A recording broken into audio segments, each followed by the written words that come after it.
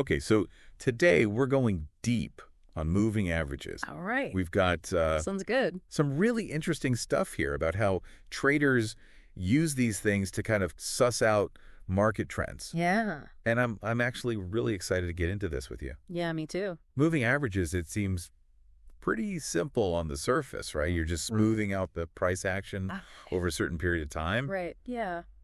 But there's a lot more to it, I think, than Yeah, absolutely. meets the eye. It's like looking, you're looking through a special set of glasses almost Yeah. to see beyond all the noise and kind of get to the heart of the matter. Exactly. Yeah. So we're talking about 5 key moving averages today, Right. each one kind of focusing on a different time frame. Exactly. So we've got the 5-day and 10-day exponential moving averages, Yep. the EMAs. Mhm. We've got the 20-day EMA, Right. and then the longer term 50-day and 200-day Yep. simple moving averages, Yep. Yeah. SMAs. So that's a lot to unpack, but I think it's worth it because, like you said, each one tells a different part of the story.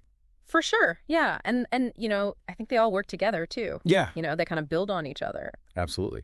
Well, let's start with the I guess what you'd call the sprinters, right? The 5 and 10-day EMAs. Sure. What's the deal with those? Why are they focused so much on the recent price data?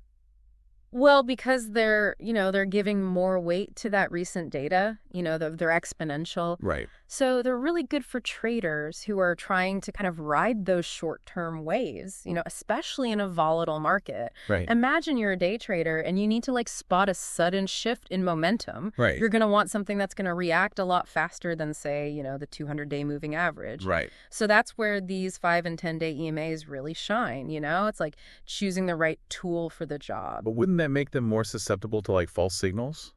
Right. Like, just reacting to a random spike. Yeah, you've got to be careful with those, because they're so sensitive. Right. They can be a little bit jumpy sometimes. So, traders often combine them with other indicators, like volume or volatility measures Right. to kind of help confirm those signals. Okay, so that makes sense. Yeah. Yeah, I mean it's all about kind of balancing that agility with the risk Exactly. of getting a false signal. Yeah, you don't be whipsawed around. Right, exactly. So then we have the 20-day EMA, Right. which I guess kind of sits in between those really short-term ones Yeah. and the long-term view. It's like a bridge Yeah. between the two worlds. Yeah. It's kind of that sweet spot where you're starting to see the short-term trends develop, Right. but you're also getting a sense of the bigger picture. So when the price crosses that 20-day EMA, Mm-hmm. is that kind of an early warning sign? It can be, yeah. It's not a guarantee, but it's definitely something to pay attention to. Yeah. It suggests that the momentum might be shifting. Okay. So it's kind of like a flashing yellow light. Right. It's not a red light, but Exactly. you're kind of like, okay, let me Let's proceed with caution. proceed with caution here. Right, yeah. Okay, so then we're going from the flashing yellow light Yeah. to the big rigs, right? The big boys, yeah. The 50-day and 200-day SMAs. Right. These are the ones that are really smoothing things out over a much longer period. They are, yeah. They're like the foundation of a house. Okay. They're the ones that are going to tell you the overall direction of the market. So the 50-day is often seen as kind of a dividing line between a bullish and a bearish market. Yeah, it's a good benchmark. Okay. If the price is consistently above that 50-day moving average, Uh-huh. sentiment is generally pretty positive. Okay. And then you've got the 200-day, which is like The granddaddy of them all. the granddaddy of them all. Oh, This is where we get those golden cross and death cross signals. exactly. Those are powerful signals. Right. They can really tell you a lot about the overall health of the market. But are they foolproof? Well, that's the thing. There's no such thing as a foolproof indicator. Right. They're just tools. Right. And you have to know how to use them. And sometimes they can give false signals. Right. Oh, yeah. Especially in a choppy market. Right. You can get a lot of whipsaws. Okay. So, it's important to use them in conjunction with other indicators. So again, it's not just looking at one thing in isolation. It's the whole picture. looking at the whole. It's like putting together a puzzle. Yeah. Yeah. You've got all these different pieces, Right. and you have to figure out how they fit together. That's a great analogy. Yeah. So, I mean, this has been incredibly helpful. Mm-hmm.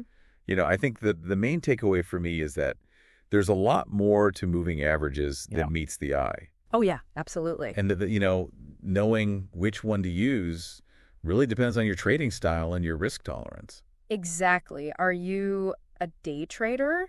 who's looking for those quick gains, Uh-huh. you're going to want to focus on those shorter EMAs. Right. But if you're more of a long-term investor, Uh-huh. the 50 and few 100-day SMAs might be a better fit. But this is just scratching the surface, right? It is. Yeah, we could talk about this for hours. I know. And we probably will in future episodes. But just for our listener, thinking about this, Yeah. like how these different moving averages interact with each other, Right. with other indicators, Yeah.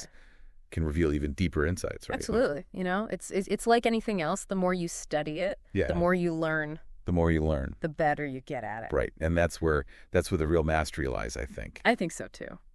Awesome. Well, this has been a fascinating deep dive. I agree. I've learned a lot, Me too. and I hope our listener has as well. So until next time, happy trading, everyone. Take care.